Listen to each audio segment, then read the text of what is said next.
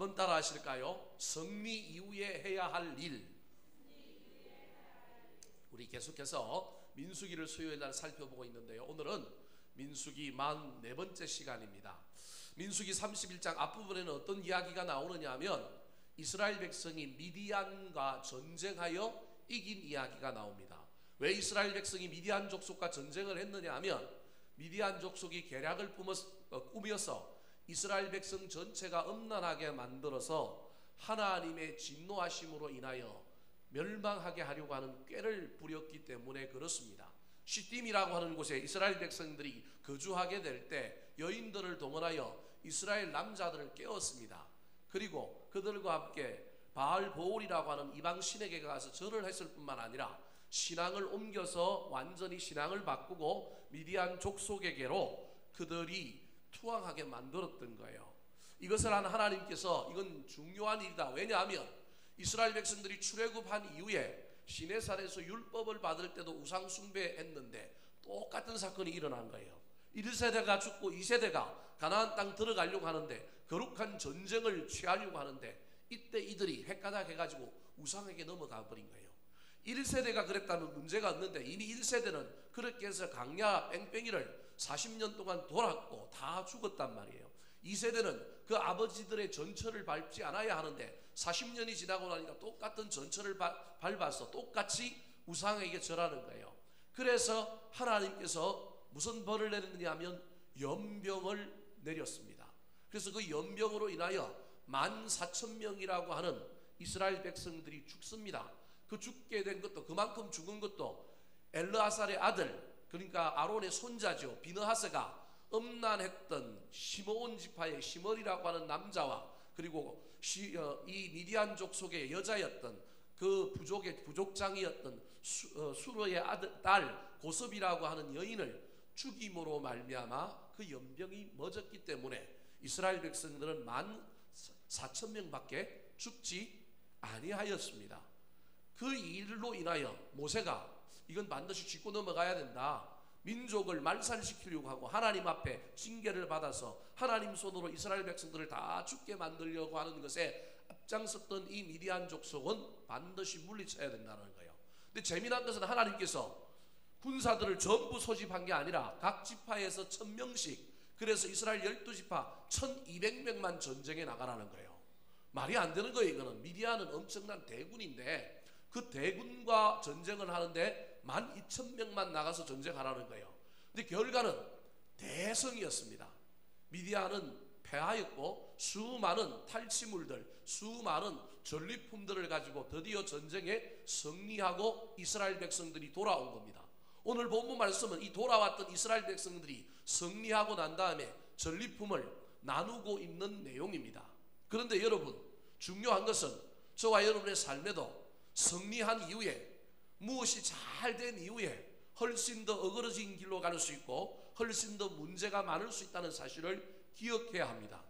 그래서 승리하기 위하여 헌신하고 기도하고 금식하고 준비하고 경건하고 수많은 노력들을 저와 여러분이 해야 되지만, 그래서 그 승리를 이루게 되고 쟁취하게 될 때 그때도 또 한 번 저와 여러분이 긴장해야 합니다. 다시 한번 들뜨면 안 되고 이 승리한 이후에 내가 무엇을 해야 하는가, 어떻게 해야 되는지를 잘 살펴보아서 승리 이후에 비극으로 가지 아니하고 승리 이후에 실패로 가지 않는 삶을 살아가는 저와 여러분 되시기를 예수님의 이름으로 축원합니다. 자, 그렇다면 승리 이후에 우리가 해야 할 일이 무엇일까요? 따라 하시겠습니다. 승리를 나눌 줄 알아야 합니다. 승리한 사람은 인간적으로 첫 번째 해야 될 일이 뭘 해야 되느냐 하면 그 승리한 대가를 뭐 할 수 있어야 된다고요? 나눌 줄 알아야 돼요. 오늘 본문에도 하나님이 승리하고 돌아온 이스라엘 백성들을 향하여 너희들이 탈취한 탈취물을 뭐 하라고요? 나누라고 말씀하십니다. 27절 말씀 같이 한번 읽어볼까요? 시작.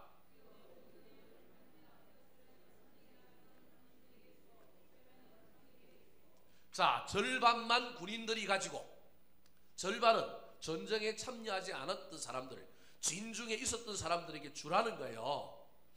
여러분, 목숨을 내걸고 내가 전쟁하였습니다. 그리고 고대의 전쟁의 율법은, 문화는 전쟁에서 이긴 사람은 전부 그가 가진 전리품들을 누가 가지는 거예요?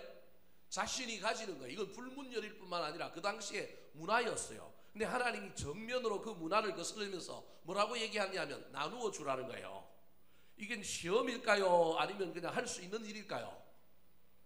여러분 보고 여러분이 무슨 일을 했는데 그걸 절반 나누라고 해봐요. 조금 나누라고 하는 건 괜찮은데 얼마를 지금 나누라 그런다고요? 절반을 나누라고 그러는 거예요. 이건 시험이란 말이에요. 얼마나 큰 시험인지 모릅니다. 근데 하나님이 지금 뭐라고 얘기하는 이스라엘 백성들을 향하여 절반을 뭐 하라고요? 나누라는 거예요. 참 이게 감당하기가 쉬운 그러한 것이 아닌 거예요. 왜냐하면 누구 거라고 당연히 생각하고 있기 때문에, 내 거라고 생각하고 있기 때문에. 근데 하나님은 명령을 내린 거예요. 나누라는 거예요. 그래서 어쩔 수 없이 이스라엘 백성들이 나눕니다. 오늘 본문에 보면 뭐 자원한 것 같지는 않고요, 기쁨으로 한 것 같지는 않고요. 어떻게 하는 거예요? 그냥 화는 안 내지만 뭐 겉으로는 뭐 크게 그러지는 않지만 하나님이 명령하셨으니 어쩔 수 없이 나누옵니다. 왜 그렇게 나누라고 하나님께서 하셨을까요? 분명히 이게 우리 하나님께서 의도적으로 무엇을 가르치기 위하여 이 백성들을 보고 나누라고 하셨는데, 나누라고 하신 이유가 무엇일까요? 전쟁에 이긴 것이 내 공로가 아니고 누구 공로라는 거예요? 하나님의 공로라는 거예요. 이때 미디안 백성들, 즉 미디안의 군인 수가 약 10만 명 정도 되는 군인으로 추정합니다. 그렇게 추정할 수 있는 근거가 뭐냐면 나중에 여자들만 살아남았는데 그 여자들 중에서 남자를 아는 여자들 죽이고 남자를 모르는 처녀들만 남았는데 그게 3만 2천 명이에요. 그러니까 그것만 계산해봐도 여러분, 여자 남자 동수라고 생각하면 적어도 3만 2천 명 이상의 사람들이 미디안에 있는 거예요. 그게 여자를 아는 사람들 죽였고 뭐 이렇게 치면 약 10만 명 정도 이상 되는 대군이 모여있던 곳이 어디냐면 미디안인 거예요. 근데 이 부대와 싸워서 12,000명이 나가서 싸워서 이긴 거예요. 그러니까 이 전쟁은 누가 이긴 거예요? 누가 하신 거예요? 하나님이 하신 거예요. 내가 전쟁했고 내가 벌었고 내가 성취했고 우리는 내가 했다고 생각하는 거예요. 근데 하나님이 지금 그렇게 이야기 안 하는 거예요. 성리는 누가 주셨다고요? 하나님 주셨다는 거예요. 이게 이제 오늘 살아가는 저와 여러분에게 심각한 딜레마가 되는 거예요. 내가 애를 썼고 내가 수고하고 내가 했는데 이건 지금 하나님 뭐라고 얘기하냐면 네 것이 아니라는 거예요. 물론 오늘 본문에 우리가 한 것이 아님을 분명히 보여주는 것이 뭐냐면 첫 번째로는 숫자가 적은 군사로 대군을 이긴 거예요. 또 하나는 나중에도 나오겠지만 군인이 죽어요, 안 죽어요? 하나도 안 죽어요. 저쪽은 죽었는데 우리 군사는 죽어요, 안 죽어요? 안 죽어요. 전쟁의 역사에 이런 전쟁이 있을까요?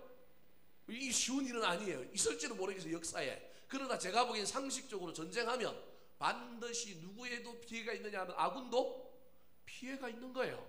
그런데 우리 군인이 안 죽어요. 이건 하나님께서 절대적으로 하신 일이라는 거예요. 그 말은 내가 안 나가고 나 말고 다른 사람이 나가도 그 사람은 전쟁에서 이겼기 때문에 이건 사실은 내 것이 아니라 누구 거라고요? 하나님 것이기 때문에 절반을 나누어 주라고 했을 때 이 말을 저와 여러분이 어떻게 받아들이냐면 하나님이 나에게 뭘 주셨다? 절반이나 주셨다, 이렇게 이해해야 되는데 우리는 살면서 그게 그렇게 안 되는 거예요. 그래서 오늘 본문에도 이스라엘 백성들이 그냥 하라고 그랬으니까 조금 찜찜하긴 하지만 그래도 뭐 거의 그렇게 힘 안 들이고 그 목숨 그냥 대가 안 치르고 이겼으니 절반을 주고 있는 것입니다. 또 하나는 하나님께서 왜 그럼에도 불구하고 절반이나 되는 것을 나누라고 하시느냐, 이건 내 개인의 승리가 아니라 누구의 승리냐면 공동체의 승리라는 거예요. 여러분, 이게 지금 이해가 잘 됐는지 안 됐는지 모르겠지만 저와 여러분이 이게 가정의 단위로 이야기해보면 우리 남자들이 흔히 가정에 분란이 일어나거나 아내가 마음에 안 들거나 뭔가 그러면 뭐라고 얘기하느냐 하면, 저만 해도 그러죠. 돈은 누가 벌어 왔다 그래요? 남자인 내가 벌어 왔다 그래요. 그래서 남자들이 그러잖아요. 내가 돈 벌어 왔는데 너는 돈 갖고 뭐하고 살림을 어떻게 사느냐. 이게 이제 남자들이 주로 하는 이야기잖아요. 옛날에는 이게 씨가 맥혔지만 요즘은 씨가 맥혀요, 안 맥혀요? 안 맥히죠, 그죠? 남자가 돈 버는 것보다 훨씬 더한 가치가 또 누구한테 있는 거예요? 살림하고 애를 키우고 그게 하는 가치가 있던 거예요. 시대가 변했기 때문에 여전히 이걸 인정하지 않는 세상의 사람들이 수없이 있지만 그럼에도 불구하고 인식의 전환이 일어나서 이제는 비록 내가 나가서 돈을 벌었지만 내가 돈 벌 수 있도록 나를 뒤에서 후원하고 울타리가 되어주고 뒤에서 이렇게 해준 사람의 공로가 있는 거예요. 그래서 법원에서는 죄송합니다, 이상한 말을 해서 이혼하면 어떻게 하라는 거예요? 반으로 나누라는 거예요. 네 공로가 아니고 누구 공로도 있다고요? 아내의 공로도 있다, 그렇게 이야기하는 거예요. 여러분, 세상이 벌써 이렇게 얘기하는데 저와 여러분이 영적으로 이 이야기를 못 받아들이면 큰일 납니다. 무슨 얘기를 하느냐 하면, 지금 전쟁 나가서 싸운 사람이 전쟁에 승리하고 왔기 때문에 이건 내 거다라고 말하지 말라는 거예요. 지금 그 뒤에서 뭐 한 사람이 있다라는 거예요. 조마조마하고 후원하고 안전 나갈 수 있도록 보급 창구가 되어주고 막 공동체로 뒤에서 후원해 준 사람들이 있다 없다? 있다. 그 사람도 이 전쟁의 승리자라는 거예요. 그래서 여러분, 모든 좋은 공동체는 함께하는 승리가 진짜 승리입니다. 공동체가 망가지고 문제가 생기는 것은 함께하는 승리가 아니라 독식할 때, 그리고 그것을 내 공로로만 받아들일 때 문제가 생기는 거예요. 그래서 승리한 이후에 싸우고 찢고 볶고 다투고 갈라지고 비극에 이르게 되는 거예요. 이게 우리 거다, 함께 했다라고만 생각하면 얼마나 좋겠습니까? 누군가가 승리한 것은 개인의 승리를 넘어서 공동체가 승리한 것입니다. 그래서 오늘 본문에는 절반 나누라 그랬지만, 저와 여러분이 그것이 힘들면 적어도 내가 이렇게 잘할 수 있는 것은, 내가 이렇게 한 것은 내 공로가 아닌 거예요.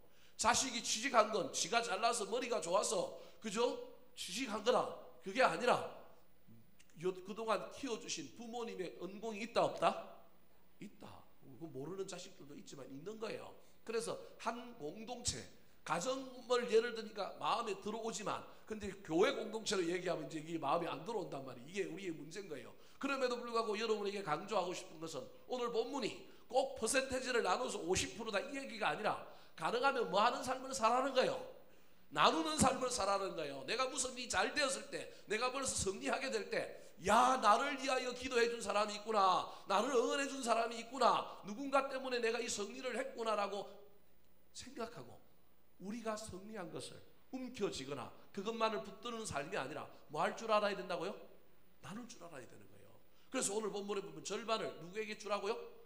백성들에게, 전쟁에 참여하지 않은 백성들에게 주라는 거예요. 근데 재미난 것은 또 하나님께서 백성들 보고 그 다음에 또 절반씩 나누고 가지게 된 군인들을 보고 또 뭐라고 얘기하느냐 하면, 너희들이 받은 것에서 또 누구한테 주라고요? 제사장과 레위인들에게도 주라는 거예요. 그러니까 이게 받았는데 또 떼줘야 돼. 이게 기가 막힌 거예요, 여러분. 이게 마음이 아픈 거예요. 누구에게 주라고 그러는지 오늘 본문에 한번 볼까요? 자, 28절부터 30절 말씀. 먼저 28절과 29절입니다. 시작.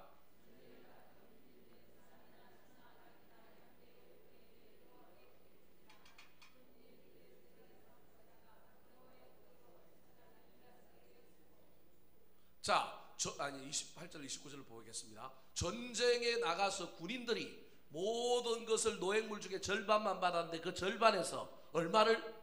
500분의 1을 누구에게 주라고요? 예, 여호와께 드리는데 하나님은 안 보이니까 누구한테 주라고요? 제사장에게 주라는 거예요. 500분 1을 준 거예요. 그 군인들 입장에서 이 기가 막힐 노릇인 거예요. 다 내 건데 절반 툭 찔러서 또 백성들에게 줬어요. 그런데 여러분, 또 그 절반 남은 것에서 또 어떻게 해야 돼요? 500분의 1을 또 누구한테 줘요? 또 제사장에게 주는 거예요. 배가 아플까요, 안 아플까요? 배가 안 아픈 사람이 이상한, 저는 배가 아플 것 같아요. 그런데 또 절반을 띄어받은 회중들, 남아 있었던 사람들을 보고도 또 띄래요. 자, 30절 말씀 같이 읽겠습니다. 30절 시작.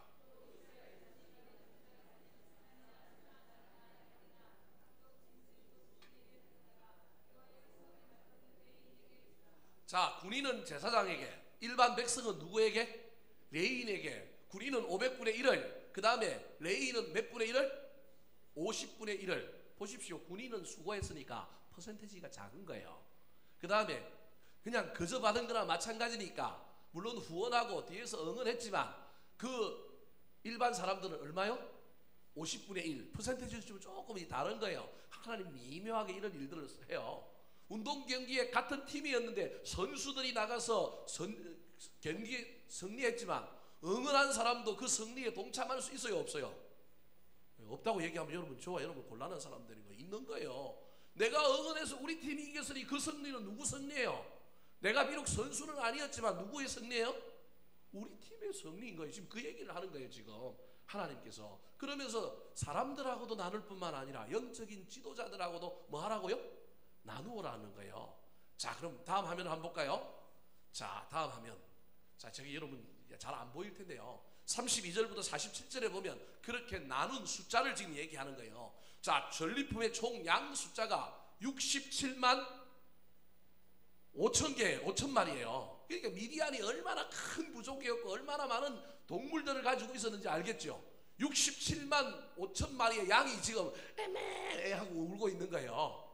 그 중에 군인들은 절반 37만 7,500을 받았고, 그 다음에 그 중에서 또 제사장들에게 떼갖고 군인들이 준 게 얼마라고요? 500분의 1이니까 675마리고요. 그 다음에 해중들이 받은 거에서 50분의 1을 떼주니까 이 레위인들은 얼마를 받았어요? 6,750마리를 받은 거예요. 지금 제가 여러분이 무엇을 설명하려고 저 표를 주느냐 하면, 제사장은 숫자가 많아요, 적어요? 적어요. 레위인들은 숫자가 많아요, 적어요? 많아요. 그래서 이렇게 된 거예요. 그래서 또 떼주는데 수고한 군인들은 조금 적게 떼게 만들어서 적은 대상을 섬기는 데 쓰고, 그저 받은 것처럼 보이는, 이 공짜로 받은 것처럼 보이는 일반 백성들은 조금 더 많이 떼서 숫자가 훨씬 더 많은 사람들을 섬기게 하는 거예요. 여러분, 그러면 또 저 숫자를 한번 보시기 바랍니다. 군인은 몇 명이 나갔냐면 1200명이 나갔어요. 12,000명이 나갔어요. 12,000명이 67만 5천 마리를 나눈 거하고 남아있었던 사람은 얼마나 남아있었을까요? 이스라엘이 250만, 200만 정도 된단 말이에요. 200만 중에 만 얼마를 빼고 그래도 그것도 그냥 200만이라고 쳐요. 그러면 200만이 양을 몇 마리 갖고 나눠야 돼요? 33만 7,500마리를 가지고 200만이 나눠야 돼. 그러면 이건 한 사람에게 한 마리가 돌아갈까 안 돌아갈까? 안 돌아가. 가정당으로 돌아갔을 가능성이 많은 거예요. 가정당으로 안 돌아가면 어떻게 돌아간 거예요? 가문별로 돌아간 거예요. 이해되셨습니까? 우리가 처음에 이걸 그냥 숫자로 생각하니까 절반 이래보니까 우와 이랬는데, 실제로 받는 사람들의 입장으로 생각하면 회중들에게는 이건 그냥 승리에 동참하는 의미라는 거예요. 이해되셨습니까? 그런데 진짜 수고한 사람들은 그래도 뭘 가져가요? 양은 12,000명이 67만 원 하면 거의 몇 마리 정도 갖고 가요? 5마리. 이해되셨습니까? 그러니까 승리한 몫이 기쁨으로 자기에게 돌아와요, 안 돌아와요? 돌아오는 거예요. 전체를 모아놓고 절반 잃어버리니까 아무것도 갖고 가는 것 같지 않고 너무 억울해 보이지만, 실제로 그걸 개별로 나누고 보니까 이게 공동체 전체가 행복한 거예요. 이해되셨습니까? 5마리 갖고 가는 거예요, 여러분. 우리는 많이 갖고 가서 막 재어놓고 막 이래야 되는데 그게 아니라 이건 승리한 기쁨의 기념인 거예요. 기념품인 거예요. 하나님이 제사의 개념으로 지금 나눠주는 것이 아니라 우리가 한 공동체야, 하나님이 이 은혜를 주셔서 우리가 이 일을 기념하자, 그런 의미로 나누어 준 거예요. 그래서 한 개인은 5마리 양가 몰고 가는 거예요. 물론 그 옆에 소도 있고 나귀도 있고 그러니까 5마리 양 몰고 가는 거예요. 내가 전쟁에 참여했기 때문에. 그럼 가족들이 와, 우리 아버지는 전쟁에 참여했기 때문에 양 5마리, 와 기쁘다. 그러나 우리도 참여 안 했지만, 난 받을 근세가 없지만, 전쟁에 참여 안 했지만 우리 가문에도 양 1마리 우리 나눠 먹자. 그래서 욕심 부리지 않게끔 만들지만 기쁨은 넘치게 만드는 거예요. 여러분, 이게 하나님의 원리예요. 여러분, 만약에 숫자가 많으면 여기에 무슨 문제가 생길까요? 욕심이라고 하는 문제가 생기는 거예요. 아까 우리가 전체 숫자만 갖고 딱 이야기하니까 벌써 이게 욕심이라고 하는 문제가 생겨갖고 마음에 나누기가 쉬워요, 어려워요? 어려운데 이걸 딱 펼쳐놓고 보니까 한 개인이 얼마 갖고 가느냐의 문제로 놓고 보니까 이게 그렇게 욕심 부릴 만한 일이 아니라는 걸 알게 되는 거예요. 만약에 안 나눠줬다 치더라도 여러분 67만 5천 명을 가지고 막 나누고 이렇게 하면 막 이게 숫자가 많아서 많이 뺏기는 것 같지만, 이게 아니라 기쁨 가운데, 축제 가운데 서로 나누는 거예요. 콩 한 조각을 갖고 나누는 것처럼 이렇게 나누는 거예요. 그래도 하나님께서 수고한 자에게는 더 주신다, 안 주셨다? 더 주셨다. 조금 덜 수고한 자들에게는 아예 안 준 것이 아니라 함께 했기 때문에 축제의 기쁨을 나눌 수 있도록 해주셨다라는 거예요. 이게 나눔의 미학입니다, 여러분. 저와 여러분이 이 원리를 잘 기억하여서 할 수만 있다면 나누시기 바랍니다. 특별히 무엇인가 잘 되었을 때, 저와 여러분이 형통하게 되었을 때, 성공하게 되었을 때, 자식이 잘 되었을 때, 무슨 일이 있을 때 여러분 기념하는 의미로 나누시기 바랍니다. 그래야만이 저와 여러분의 삶이 하나님 앞에 더 복될 수 있고 하나님께서 더 큰 은혜를 줄 수 있다는 사실을 기억하시기 바랍니다. 만약에 여러분 저걸 개인별로 가문별로 나누니까 숫자가 그렇게 많지 않기 때문에 욕심을 부리지는 않을 겁니다. 근데 만약에 그게 아니라 전부 다 가져갔다 치면요, 저 양들이 집에 가득해갖고 막 애매매 물고 막 여기저기 돌아다니고 그러면 주변에 그걸 안 받은 사람들은 상실감이 어떨까요? 엄청나게 클 겁니다. 상실감이 클 뿐만 아니라 그들이 가지고 있는 것에 대한 탐심, 욕심, 미움, 분노 이런 것들이 생겨서 공동체가 어떻게 될까요? 아마 제가 보기엔 훔쳐가는 사람 생기고요, 빼앗는 사람 생기고요. 왜냐하면 견물생심이라고 사람들 눈에는 이게 보이거든요. 근데 나눠놓고 보니까 수고한 사람은 조금 더 가져가는 거고요, 한 며칠 더 먹는 거고요, 나머지 사람들은 우리가 이 성리를 자축하고 기뻐하는 의미로 많으면 이틀, 적으면 하루 정도의 잔치하는 분량을 나누어 준 거예요, 사실은. 그래서 우리가 함께 했다, 공동체다, 함께한 성리였다라고 하는 것을 보여주는 이야기가 오늘 본문의 전리품을 나누는 이야기라는 거예요. 그래서 과도한 것이 아니라 나누고 보니까 정말로 인간적이고 소시민적으로 우리가 뭔가를 나누는 거예요. 그래서 여러분 죄송합니다, 많이 가진 재벌은요 많이 나눌 수 있을까요, 없을까요? 뭐 있을 수도 있어요. 근데 제가 보기엔 쉽지 않아요. 많기 때문에 쉽지 않은 거예요. 근데 도리어 나누는 사람들이, 물론 가진 것이 없거나 힘든 사람은 못 나누지만 제가 보기엔 어느 정도 적당하게 가진 사람들이 훨씬 더 많이 나눌 수 있습니다. 그리고 그런 사회에 그런 사람들로 구성되어 있을 때가 공동체가요, 공동체성이 끈끈하고 잘 돌아가는 거예요. 격차가 심하면 거기에는 반드시 원망과 불평, 다툼과 시기, 싸움이 일어나서 빼앗아 가야 되고 더 가져가야 되는 문제가 생기는 거예요. 그래서 하나님이 이 나누는 일들을 통하여 첫 번째로는 성리의 기쁨을 만끽하게 만든 거예요. 그래서 두 번째로는 성리한 사람을 축복하게 만든 거예요. 세 번째로는 적게 가졌지만 이 성리의 기쁨에 참여하는 일들로 통하여 공동체가 다 기쁜 거예요. 그러나 수고한 사람, 헌신한 사람 하나님이 잊지 않게 하셔서 그들에게는 적당한 소유할 수 있는 그 권한을 주셔서 그들의 기쁨은 조금 더 오래가게 만들고 더 의미 있게 만들어 주시는 것입니다. 중요한 건 오늘 본문에 그 명령에 의하여 자원한 것은 아니지만 이 사람들이 승리한 이후에 뭐 한 거예요? 나누었다는 거예요.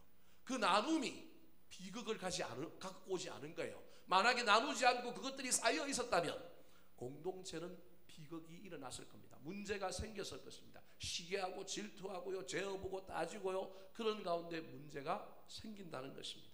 사랑하는 성도 여러분, 승리할 때 나누시기 바랍니다. 마음을 나누고요, 물질을 나누고요, 나누십시오. 꼭 오늘 본문에 절반 나누라 그랬어요. 절반 나누라, 제가 그 얘기하는 게 아닙니다. 나눌 줄 아는 저와 여러분이 되어서 기쁨을 더 크게 만들고 하나님의 은혜가 저와 여러분의 삶에 더 넘쳐 흐르는 것을 경험하게 되시기를 예수님의 이름으로 축원합니다. 두 번째, 성리 이후에 해야 할 일이 무엇일까요? 인간관계에서, 사람과 사람 관계에서는 뭐 하라고요? 나누라는 거예요. 근데 하나님과 관계에서 저와 여러분이 해야 할 일이 무엇일까요? 따라 하시겠습니다. 은혜를 깨닫고 영광을 돌려야 합니다. 하나님과 관계에서는 성리한 이후에 저와 여러분이 뭐 해야 되느냐 하면 하나님께 영광을 돌려야 하는 거예요. 자, 여러분 제가 좀 삐딱하게 성경을 한번 읽어볼게요. 오늘 본문에 만약에 하나님께서 나누어라 그러지 않았으면 이스라엘 백성들 중에 조금 경건한 사람들은 깨달았을 거예요. 아, 이게 하나님이 주신 은혜구나. 그래서 하나님 앞에 뭐 했을까요? 감사했을 거예요. 영광을 돌렸을 거예요. 하나님께 뭘 드렸을 거예요. 제물로 바쳤을 거예요. 그죠? 근데 나머지 대부분의 사람들은 어떻게 했을까요? 이걸 하나님이 주셨다는 걸 알았을까요? 몰랐을까요? 몰랐을 거예요. 그리고 이걸 나누어야 된다는 사실도 모르고 그냥 살았을 거예요. 그것으로 말미암아 사회가 좀 격차가 생기고요, 사회가 좀 나누어지고요, 여러분 문제가 생겼을 거예요. 근데 하나님이 먼저 나누는 일들을 먼저 하신 거예요. 우리가 생각하기엔 은혜를 주셔서 그 은혜 받은 사람이 나누게끔 하는 것이 순서라고 생각하는데 오늘 하나님은 강제적으로 뭐 하게 하느냐면 권위를 가지고 나누게 하고 난 다음에 그 나누는 일들 가운데 이스라엘 백성들 중에 깨닫는 자가 나오게 만든 거예요. 여러분, 이게 중요한 순서입니다. 이스라엘 백성들이 다 나누었어요.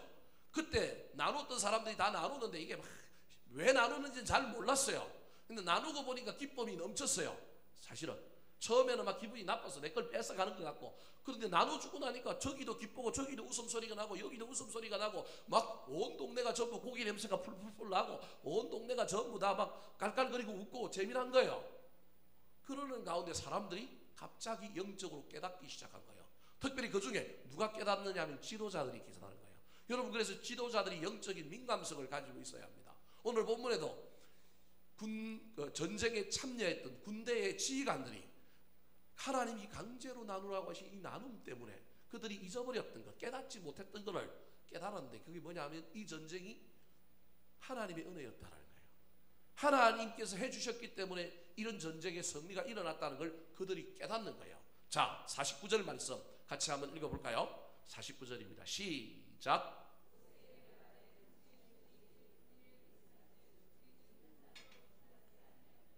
48절에 보면 전쟁에 참여했던 군 지휘관들이 모세에게 찾아옵니다. 그리고 49절이 모세에게 찾아와서 그들이 고백하고 있는 영적인 고백이에요. 뭐라고 고백하느냐 하면 따지러 온 게 아니라 고백하러 온 거예요. 여러분, 저한테도 따지러 좀 오지 마시고 고백 좀 많이 하러 왔으면 좋겠어요. 간증 좀 많이 하러 왔으면 좋겠어요. 저기 지금 모세한테 이스라엘 백성들이 따지러 간 게 아니라 뭘 건의하러 간 게 아니라 뭐 하러 왔느냐 하면 고백하러 온 거예요. 뭐라고 고백해요?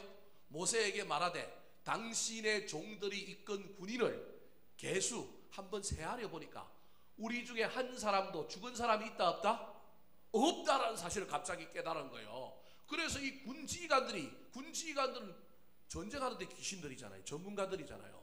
자기들의 전문속으로 생각해 보니까 이런 일이 일어날 수 없는데 이런 일이 일어난 거예요. 그때서야 깨달은 거예요. 아, 우리가 전쟁에 승리한 게 12,000명만 나가러 갈 때 이해가 안 됐는데 그냥 명령이니까. 여러분, 그래서 저와 여러분이 명령대로 살아야 됩니다. 살아야 되지만 그때 저와 여러분이 그 명령 속에 일어난 일들을 그냥 잘 해석해야 합니다. 시키는 것만 하면 안 되고 시키는 것 속에서요 의미를 깨닫고 순종하는 일들을 통하여 무엇인가를 잘 깨달아야 신앙이 성장하는 거예요.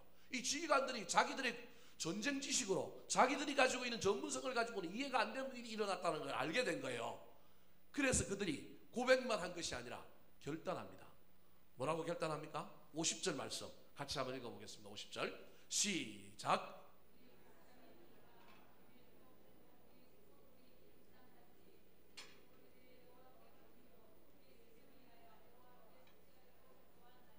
자, 저건 덜이라고 한 것이 아닌데 이들이 깨닫고 은혜가 넘치니까 하나님 앞에 드리는 거예요. 여러분, 지금 우리 하나님 얼마나 기뻐하실까요? 저 장면 속에서 그들이 깨달은 거예요. 은혜를 깨달은 거예요. 그러면서 하나님이 하셨습니다. 하나님 감사합니다. 그러면서 자신들이 개인들이 탈취한 탈취물들 중에 뭐 발목걸이, 금, 배물, 손목걸이, 막 반지, 귀고리, 목걸이들을 누구에게 바쳤다고요? 여호와께 바치는 거예요. 왜 바칩니까? 저게 중요해요. 여호와께 무엇으로 바쳤어요? 헌금으로 바친 거예요. 이 헌금은 내라는 헌금이 아니고요, 강제적인 헌금이 아니고요, 무슨 헌금이에요? 자발적인 헌금이에요. 이미 하나님이 앞에 내라고 해서 다. 그래서 그 속에 자기들도 군인들이었기 때문에 자기들이 막 나누고 막 제사장에게 드리고 다 했잖아요. 그 내라고 한 거 냈다니까요. 근데 여러분, 내라고 한 건 낸 것으로도 지금 충분한데 거기서 은혜를 받으니까, 거기서 깨닫게 되니까 그들이 더 바치는 거예요. 자발적인 헌금을 바치는 거예요. 그러면서 뭐라고 얘기하고 있냐면 저게 더 훨씬 더 중요합니다. 지금 헌금을 바쳤다는 게 중요한 게 아니고 뭐라고 이야기하면 여호와 앞에 뭐 하려고 가져왔나이다? 속죄하려고 가져왔나이다. 저게 이제 죄를 지었기 때문에 죄에 대한 속죄 뭐 이런 의미라기보다는요, 저걸 뭐라고 얘기하냐면 속전세라고 하는 겁니다. 무슨 말이냐면 내가 전쟁에 나가서 죽어야 되는데 죽은 나를 죽지 않고 살려주셨으니 이건 내 무엇이라고요? 목숨값입니다 라고 바친 거예요. 목숨값. 여러분, 그래서 초태생이라든지 그 다음에 레위 집안의 장자가 태어나면 장자는 누구 거예요? 하나님 건데 하나님께 뭘로 바쳐요? 돈으로 바치고 장자를 우리 집에 그냥 장남으로 살게 하는 거예요. 이게 이스라엘 율법이란 말이에요. 그때 바치는 그 돈을 속전세라고 하는 거예요. 은 30세겔. 남자아이는 은 30세겔이란 말이야. 은 30세겔. 예. 그래서 예수님이 나중에 얼마에 팔려요? 은 30에 팔렸잖아요. 그게 목숨값이라는 거예요. 한 사람의 목숨값이 율법에 정해져 있는 목숨값이 얼마라고요? 은 30인 거예요. 그래서 장자가 태어나면 이건 하나님 건데 하나님 것이 아니고 내가 돈으로 대신 속죄하고 속전하고 내가 이 아들을 우리 집에서 우리 아들로 키우겠습니다. 그렇게 바치는 세가 속전세인 거예요. 갑자기 이 군인 지휘관들이 이걸 깨달은 거예요. 내가 전쟁에 나가서 죽어야 되는데 누가 살려주셨다? 하나님이 살려주셨다. 그래서 제가 지난주에 여러분이 설교할 때 뭐라고 얘기하면 신앙은 뭘 잘하는 거라고요? 다 까먹었군요. 해석을 잘하는 거라고요. 여러분 이걸 이렇게 해석하는 사람이 있는가 하면 이렇게 해석을 안 해도 아무런 문제가 없어요. 우연이라고 생각해도 돼요. 그냥 살아났지. 내가 전쟁 잘해서 내가 살아왔지. 내가 돌아왔지. 그런데 이 사람들은 그렇게 해석을 안 하는 거예요. 여러분 이렇게 해석 안 하는 사람이 나쁘다고 지금 제가 얘기하는 게 아니에요. 여러분 해석을 잘하면 하나님이 잘한 만큼 복을 주시는 거예요. 못한 사람을 저주하거나 벌을 준다는 얘기가 아니라 하나님은 늘 플러스 하시는 분이라는 거예요. 이 사람들이 그걸 깨달은 거예요. 내가 죽을 수밖에 없는 존재인데 하나님 나를 살려주셨구나. 그래서 은혜를 깨닫고 하나님께 영광을 돌리는 거예요. 나를 살려주신 분 감사합니다. 고맙습니다. 이러는 거예요. 여러분 그래서 저와 여러분이 승리했을 때 뭐가 잘 됐을 때 사람에게는 나누고 하나님께는 뭐 해야 된다고요? 감사하고 은혜를 깨닫고 영광을 돌려야 되는 거예요. 이게 저와 여러분의 삶의 중요한 원칙이라고 하는 깨달으시기 바랍니다. 좋은 일이 있습니까? 나누십시오. 그런데 하나님께 뭐 하라고요? 감사하십시오. 하나님께 영광을 돌리십시오. 누가 하셨다고요? 하나님이 하셨다고 고백하는 저와 여러분 되시기를 예수님의 이름으로 축원합니다. 세 번째, 저와 여러분이 승리 이후에 어떻게 해야 될까요? 제가 첫 번째로 뭐라고 얘기했어요? 사람들과 관계에서는 뭘 하라고요?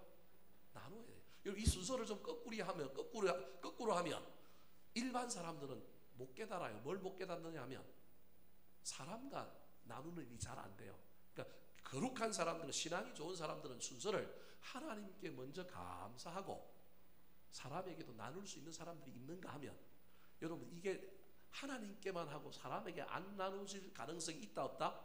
있어요. 그래서 강제로 사람에게 좀 나누다 보면 하나님이 우리에게 가르쳐주는 건 사람에게 나누어 주다 보면 그 사람에게 나누는 일들을 통하여 이 모든 은혜가 누구로부터 왔다는 걸 깨닫는다고요? 하나님께로부터 왔다는 걸 깨닫는 역순도 있다는 걸 저와 여러분이 기억해야 돼요. 그래서 사람과는 나누고요 하나님께는 감사하고 영광을 돌려야 돼요. 근데 이때 조심해야 될 것이 있습니다. 이때 승리 이후에 또 하나 저와 여러분이 해야 할 일이 있는데 마음을 겸손하게 잘 붙들어야 됩니다. 한번 따라 하실까요? 겸손으로 허리를 동여야 합니다. 여러분 보세요. 내가 사람과 나눴어요. 그리고 내가 하나님께도 영광을 돌리고 감사했어요. 여러분 기분이 좀 어떻게 될까요? 업되지 않을까요? 그죠? 분명히 여러분 저와 여러분이 하나님의 은혜를 깨달았는데 그 무슨 인간이 무슨 일을 하는 일을 통하여 또다시 내가 하나님의 은혜하고는 반대의 길을 갈 수 있는 것이 인간입니다. 저와 여러분의 삶 속에 늘 이런 일이 동시에 일어납니다. 결과이면서 종착점이면서 또 다른 시작점이 되는 늘 인생의 반복이 일어납니다. 이게 끝인 줄 알았는데 끝이 아니고 또 다른 시작이 되는 거예요. 그래서 여러분 보십시오. 분명히 은혜를 받았어. 하나님의 은혜로 내가 승리했다는 걸 알았어요. 그래서 내가 사람들에게도 나누고요. 그 다음에 하나님께도 영광과 감사를 돌렸는데 그러면 나는 뭐 해야 돼요? 겸손해져야 되는데 우리 인간이 그런 일을 하다 보면 겸손은 한순간이고 그 다음에 무슨 일이 있느냐 하면 내가 나누었어 그래? 내가 나누었어? 이야 나 대단하다. 저와 여러분이 이렇게 되는 존재라니까요. 그래서 그때 뭘 해야 되느냐 하면 저와 여러분이 다시금 우리의 내면을 되돌아보고 나를 더 겸손한 위치로 자꾸 몰아가야 합니다. 여러분 그래서 그게 싫은 사람은 그게 뭐 힘드는 사람은 그럼 안 나누면 되지. 감사 안 돌리면 되지. 요건 우리 하나님이 원하는 일이 아니에요. 저와 여러분 우리 하나님이 원하는 건 나누기도 하고 감사도 하면서 뭐 하지 않는 거냐면 교만하지 않는 거예요. 근데 이게 쉽지가 않은 구조라는 거예요. 저와 여러분 인간이기 때문에 은혜를 받아서 내가 사람에게도 나누고 하나님께 감사를 돌리는 것도 힘든 일이에요. 여러분 이 두 단계만 해도 여러분 정말 대단한 사람입니다. 승리한 이후에 나누는 것만 해도 괜찮습니다. 거기서 더 나아가서 하나님께 영광을 돌리고 하나님이 하셨습니다 하는 것도 괜찮아요. 좋아요. 대단한 일이에요. 근데 여러분 이 단계에 올라오면 저와 여러분이 필연적으로 다시 한번 우리 내면을 되돌아봐야 됩니다. 이런 일들을 하지 말라는 얘기가 아니라 이런 일 다음에 반드시 악한 마귀가 우리에게 찾아와갖고 그래 다른 사람은 안 나누는데 나는 뭐 했다고요? 나눴어. 다른 사람은 하나님 했다는 걸 모르는데 야 나 대단한 것 같아. 나 괜찮은 인간이야. 나 하나님께 영광을 돌렸어. 이게 저와 여러분이라는 거예요. 이때 다시금 우리를 쳐서 뭐 해야 된다고요? 겸손케 만들어야 됩니다.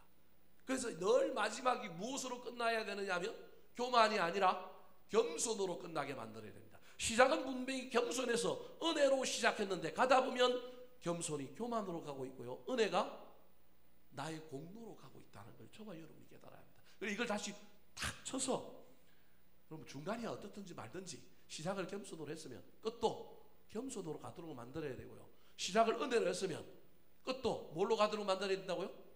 은혜로 가도록 만들어야 됩니다. 제가 시간이 갔지만 두 사람을 여러분에게 소개하려고 그래요. 딴 사람 아니고 성경에 나오는 인물이에요. 제가 여러분이 늘 했던 이야기예요. 기도 응답 이후에 잘못된 삶을 살았던 사람 히스기야. 승리 이후에 잘못된 삶을 살아야 되는데 깨닫고 돌이킨 사람 아브라함 이야기를 하려고 그래요. 다 아는 이야기니까 간단하게 이야기할게요. 여러분 히스기야가 통치를 잘 하다가 하나님이 너 뭐 한다 그랬어요? 죽는다 그랬어요. 그래서 히스기야가 겸손하게 무릎을 꿇고요 면벽 기도를 합니다. 벽에 가고 뭐해요? 기도해요. 그러니까 하나님이 너무 불쌍해갖고 긍휼히 여겨서 히스기야의 생명을 뭐 해줘요? 15년 연장해줘요. 이건 축복일까요? 저주일까요? 축복입니다. 근데 축복이 그 순간에 뭘로 변할 수 있다고요? 저주로 변할 수 있어요. 그건 그 축복을 받은 사람의 영적인 상태가 그 내면이 겸손하냐 교만하냐에 따라서 축복은 얼마든지 저주가 될 수 있고요. 저주는 얼마든지 복이 될 수 있다는 사실을 저와 여러분이 깨달아야 돼요. 그렇게 간절하게 기도했어요. 그렇게 겸손하게 하나님께 나아갔고 하나님 고쳐주십시오. 그럼 내가 하나님 위하여 살겠습니다. 그랬어요. 근데 하나님이 연장시켜 주셨어요. 이사야 선지자를 통하여 너 생명이 15년 연장 받을 거다 그랬어요. 너무너무 기분이 좋은 거예요. 업이 된 거예요. 이때 뭐 해야 된다고요? 겸손으로 허리를 동여야 되는데 이때 히스기야가 허리를 못 동여맨 거예요.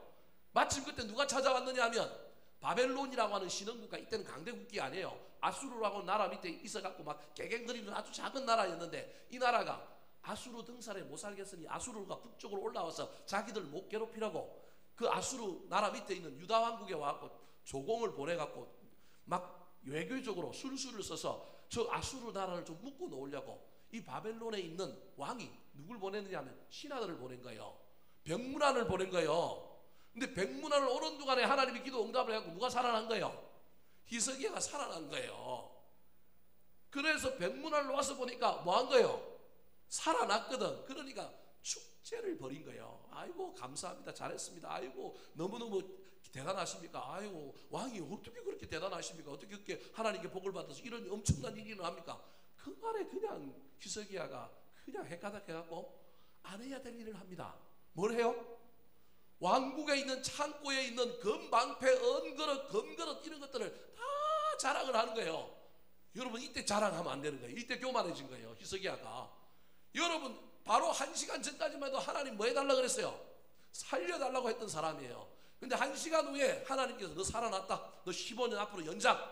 그런데 그때 누가 딱 찾아왔느냐 하면 이 바벨론의 사신들이 딱 찾아왔는데 그때 그냥 정치를 헷가닥했고 그냥 왕궁을 열고 하나님의 성전을 열고 거기 있는 금, 은, 방패, 금그릇 막 전 보여준 거예요. 그때 이 바벨론에 있는 신하들이 눈이 동그랗고 돌아가고요. 나라를 키워가지고 그 다음에 어떻게 해요? 반드시 저 나라는 어떻게 해야 돼? 먹어야 되는 거예요. 나라를 멸망시키는 것까지는 괜찮은데 그때 뭘 본 거예요? 성전을 봤는데 성전이 전부 뭐예요? 금인 거예요. 그럼 그 금을 다 뺏어가려면 어떻게 해야 돼요? 무너뜨려야 되는 거예요. 그래서 히스기야 때문에 물론 이게 하나님이 정해놓은 역사의 섭리이긴 하지만 결정적으로 히스기야 때문에 나라가 망하고 히스기야 때문에 무슨 일이 벌어지냐면 하나님이 그렇게 세웠던 성전이 어떻게 돼요? 무너져 버려요. 여러분 기가 막히지 않아요? 인생에? 나는 분명히 복을 받았는데 그 복이 축복의 시작이 아니라 저주의 시작으로 바뀌는 순간이 되는 거예요. 그래서 저와 여러분이 기도 응답 이후에 조심해야 합니다. 기도 응답 이후에 그 응답을 가지고 내가 어떻게 살 것인가, 내가 어떤 삶을 살 것인가 잘 점검해야 합니다. 또 다른 사람 얘기를 한번 들어볼게요. 누구 얘기한다고요? 아브라함 조카 롯이 사로잡혀 갔어요. 그래서 자기 집에 기르는 가신 319명을 데리고 가고 밤에 야석을 해가지고 전부 물리치고 탈취물, 노획물을 많이 갖고 왔어요. 이 아브라함 앞에 전쟁에 승리하고 돌아온 거예요. 전쟁에 승리하고 돌아오면 두 왕이 우리를 마중 나온다니까요. 한 왕이 누가 나왔느냐 하면 살렘 왕, 예루살렘이죠. 살렘 왕 멜기세덱이라고 하는 왕이 나와요. 이 사람도 족보도 없고 누군지 잘 모르겠다 뭐 이렇게 성경에 기록되어 있어요. 근데 이 사람이 떡과 포도주를 들고 나온 거예요. 성찬식을 하는 거예요. 성찬식의 의미가 뭐예요? 사람을 새롭게 만드는 거예요. 다시금 은혜롭게 만드는 거예요. 성찬식을 하는 거예요. 그러면서 뭐라고 얘기했는지 아십니까? 성찬식 딱 끝나고 난 다음에 한마디 딱 해요. 이 살레망 멜기세덱이 뭐라고 얘기하느냐 하면 아브라함에게 딱 이렇게 얘기합니다. 너 뭐라고 얘기했을까요? 우리 성경 한번 찾아볼까요? 이것만 한번 찾아봅시다. 이건 아주 중요하기 때문에. 자, 창세기 14장. 창세기 14장 앞으로 갑니다. 창세기 14장 19절 말씀. 창세기 14장 19절 말씀.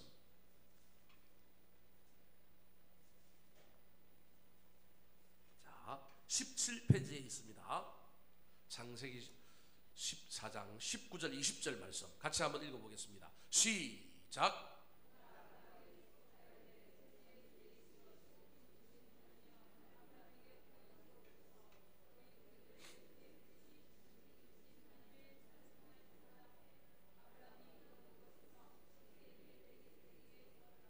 여러분 보십시오. 지금 아브라함이 전쟁에 승리하여 돌아왔어요.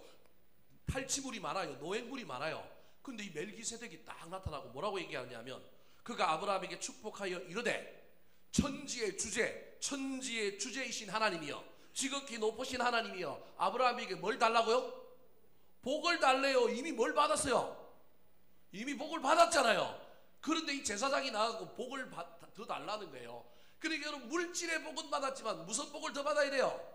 영의 복, 겸손의 복을 더 받아야 되는 거예요. 지금 이때 영의 복을 안 받으면 여러분 세상적으로 승리하고 물질이 생겼고 성공했을 때 저와 여러분이 영의 복을 안 받으면 이게 문제를 일으킨다니까요. 그래서 더 주께로 가까이 와야 되고 더 하나님께 더 순종해야 되는 거예요, 여러분. 그래서 멜기세덱이 얘기하는 거예요. 복을 달라는 거예요. 그러면서 그 복의 내용을 아브라함에게 알려줍니다. 축복 기도해 주면서 뭐라고 얘기하느냐 하면 20절에 보니까 너희 대적을 내 손에 붙이신 지극히 높으신 하나님을 뭐 할지로다? 이게 복이라는 거예요. 자, 네가 전쟁에 승리한 게 네 능력이 아니라 누가 하셨다? 하나님이 하셨다. 그 하나님을 뭐 해라? 찬송해라. 영광을 돌려라.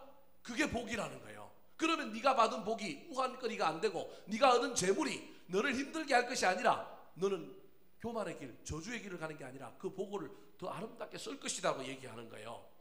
그 말에 아브라함이 못 깨달았던 깨달은 거예요. 내가 전쟁에 승리하고 막 왕하고 이거 어떻게 쓸까 막 이렇게 막 하고 왔는데 갑자기 제사장 하나가 왕 하나가 나와가지고 자기한테 뭐 주면서 뭐 이런 얘기했는데 처음에 이게 무슨 얘기인지를 몰랐는데 딱 듣고 보니까 야, 내가 승리하고 지금 교만하고 있네. 내가 이 승리를 주신 하나님을 잊어버렸네.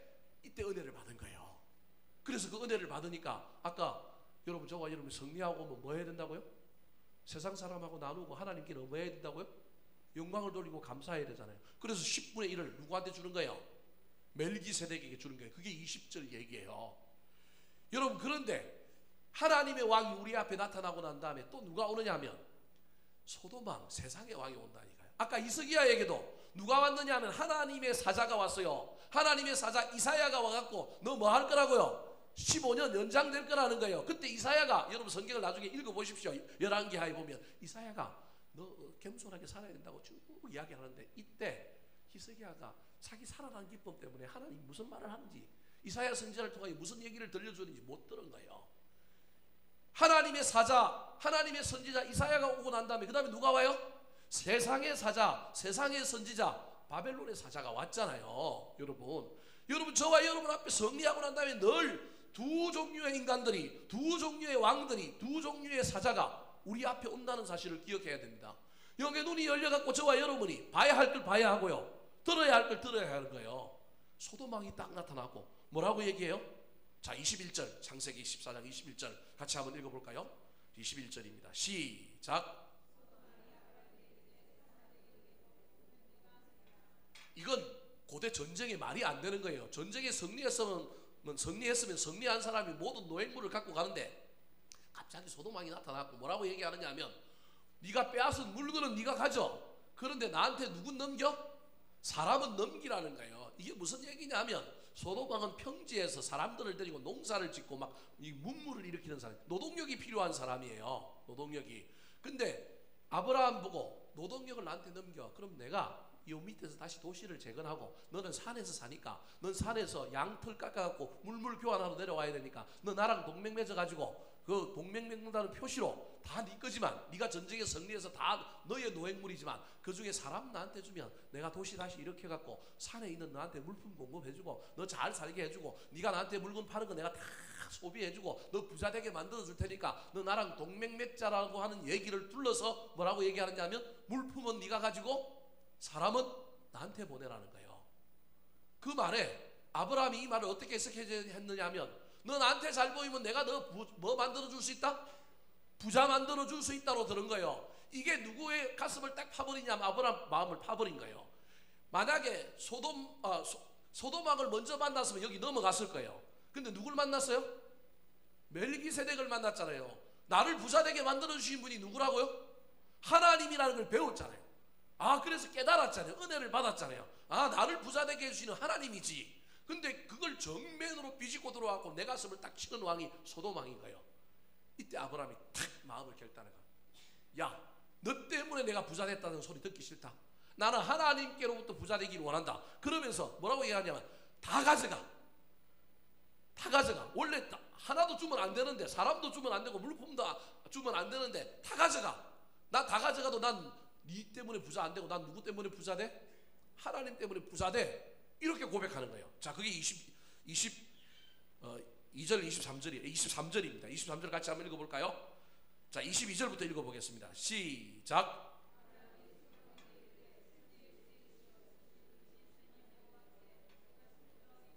이거 누가 한 말이에요? 아까 멜기세덱이 한 말이잖아요. 세상의 주인이 누구라고요? 하나님이라는 거예요. 세상의 제일 높은 분이 누구라는 거예요? 하나님. 내가 그 하나님을 들어 맹세하노니. 그 다음에 23절 같이 읽어보겠습니다. 시작.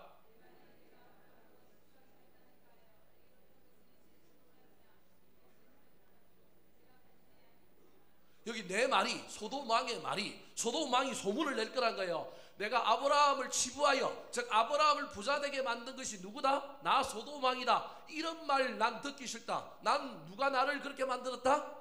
하나님이 나를 그렇게 만들었다. 이 소리 듣고 싶지. 네가 나 부자 됐다는 걸 듣기 싫으니까 다 누구 가져가라? 너 가져가라는 거예요. 여러분, 이렇게 할 수 있을까요, 우리가? 아브라함 얼마나 배포가 좋아요. 다 가져가라는 거예요. 저 같으면 아까울 것 같아. 그죠? 근데 아브라함이 이런 결단을 탁 내리는 거예요. 여러분, 그래서 나중에 아브라함이 위대한 믿음의 조상이 되는 거고요. 아브라함이 그래서 나중에 또 부자가 되는 이유가 여기에 있는 거예요. 사랑하는 성도 여러분, 그래서 저와 여러분이 승리했을 때, 기도 응답 받았을 때, 무엇인가 잘 되었을 때, 그때부터 또 다른 새로운 시작이 된다는 사실을 잘 기억해야 합니다. 어디로 향하여 나아갈 것인지, 우리의 방향이 무엇인지 여러분 잘 분별하시기 바랍니다. 세상에 두 왕이 나를 찾아옵니다. 두 사자가 나를 찾아옵니다. 그때 내가 여기 눈을 열어서, 여기 길을 열어서 누구를 보고 누구의 말을 들을 것인지 잘 기억해야 됩니다. 겸손하면 하나님 소리가 들리고요, 겸손하면 하나님의 방법이 보입니다. 때로는 손해보는 것 같고요, 때로는 말도 안 되는 일인 것 같지만 그 길을 아름답게 걸어감으로 말미암아 승리할 수 있다는 사실을 잘 기억하여서 사람들과도 나누시고요, 하나님께 영광을 돌리고 감사하십시오. 그때 저와 여러분이 교만해 줄 수 있다는 사실을 기억하여 다시금 겸손으로 허리를 잘 동여서 승리 이후에, 기도 응답 이후에 실패의 길을 걸어가는 것이 아니라 다시금 더 하나님께로 가까이 가는 저와 여러분의 남은 생애가 되시기를 예수님의 이름으로 축원합니다. 한번 따라 하실까요? 승리 이후에 해야 할 일, 나눌 줄 알아야 합니다. 영광을 돌리고 감사해야 합니다. 겸손으로 더욱 허리를 동여야 합니다.